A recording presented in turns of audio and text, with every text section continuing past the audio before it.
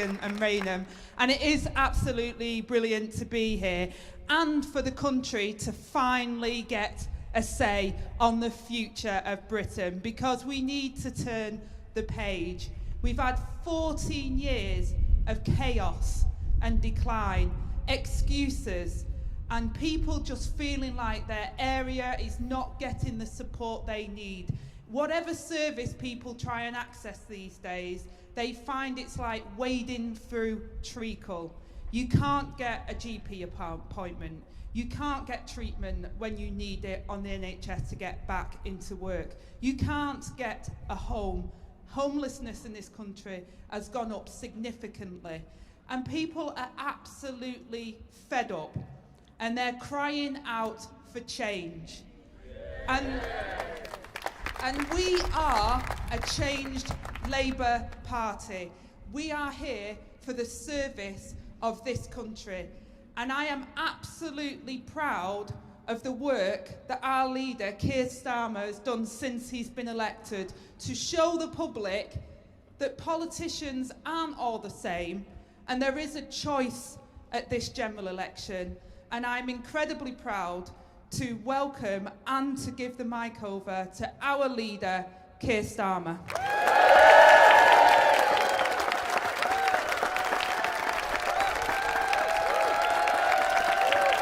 Thank you.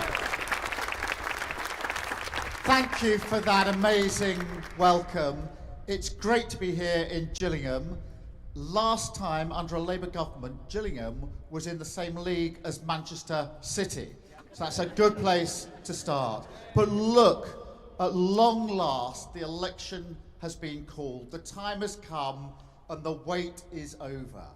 And that means, through the power of our democracy, the voters now get to choose. The power of the vote, the power each and every one of you has to change our country, our community, and your future for the better.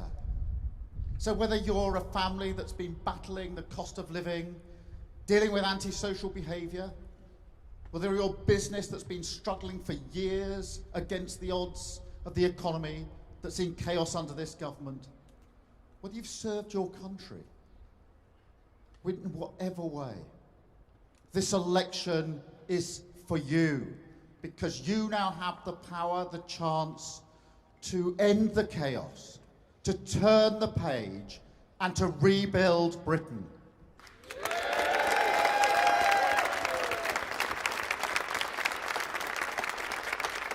And we've had 14 years of going round and round in circles, getting absolutely nowhere. Chaos and division, feeding chaos and division. And that has a cost, a human cost. In Milton Keynes, I met Will, who was a fireman. And he has a simple dream, not an unreasonable dream. He wants to own his own home. He's got 2 extra jobs on top of being a fireman, but he still can't afford it because the chaos and division of this government has robbed him of that dream. That is the price that he is paying. In Alderhay Hospital, which is a brilliant children's hospital up in Liverpool, I went to the heart transplant ward. It was incredible. But more children aged between 6 and 10 are admitted to Alderhay Hospital, this brilliant children's hospital, to have their teeth taken out because they're rotten than for any other operation. That is unforgivable. They're paying a very heavy price for this government. Now, when I was growing up, my dad was a toolmaker and worked in a factory. And my mum was a nurse. And they struggled. They struggled financially, and they struggled particularly with my mum's health. And sometimes we couldn't pay the bills. But they had a comfort, a belief, a confidence that the country would be better for their children, that things would be better for the next generation. And that kept them going. It comforted them, as it did so many other people. But can we still say that we got that confidence in the future of our country after 14 years of this chaos and decline? I don't think so. For a government to leave after 14 years, our country, with living standards worse than when they started is absolutely unforgivable.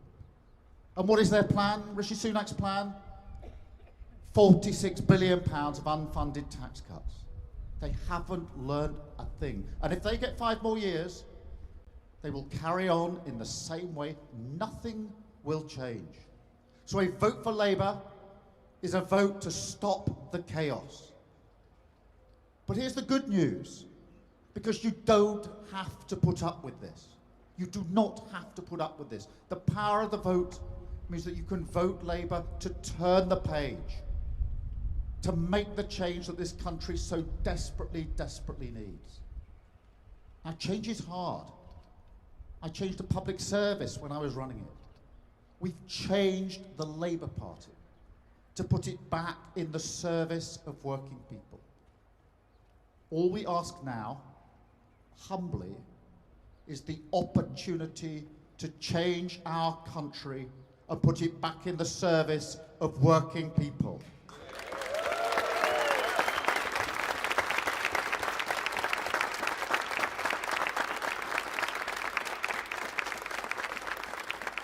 And with that change, we can rebuild our country, take our country forward, so that in 5 years, 10 years, we can say, this is a better country. We've progressed for you, your family, for your community.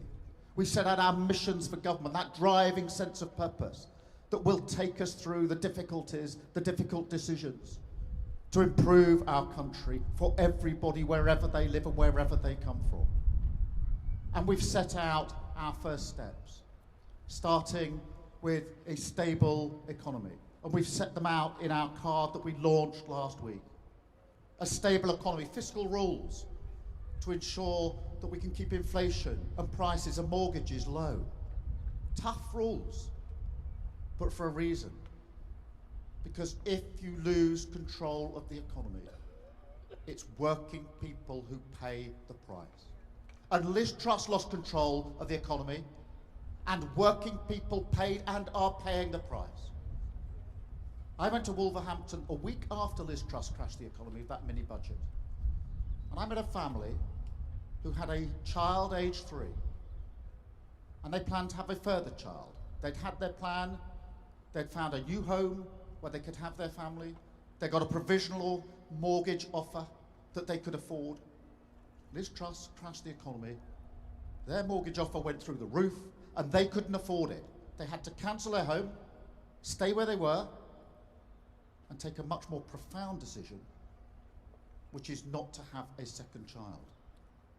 And they will live with that decision for the rest of their lives. That is the price that they are paying for the mess that this government has made of our economy. So stable economy is the first.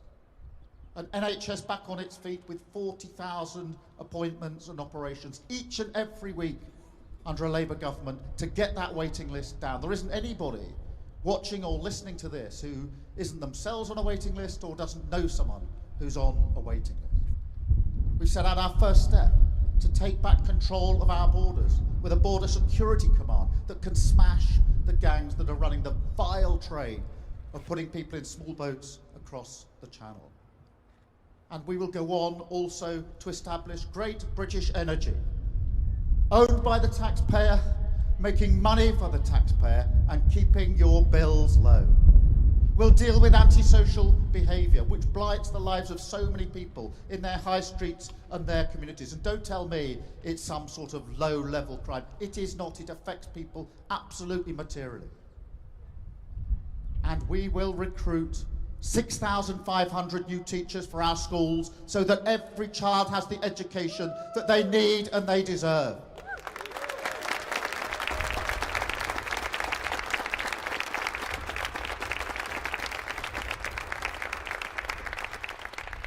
I was the first in my family and my generation to go to university. I know the power of knowledge. But in my constituency, there's Somerstown. And we have children in Somerstown, a very deprived area, who look out at the back of King's Cross and see corporations moving in there, Google, The Guardian.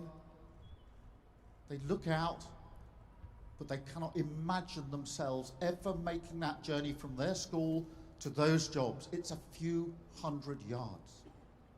I want every child, wherever they come from, whatever their background, to have and realise and think that success is for them. And we will fight for that every single day under a Labour government to make sure that this country is fit for the future of our children.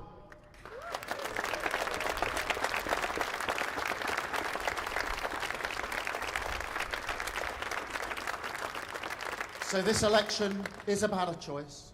Two different countries, two different futures.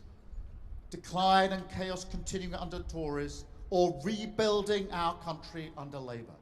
The power of the vote is with you.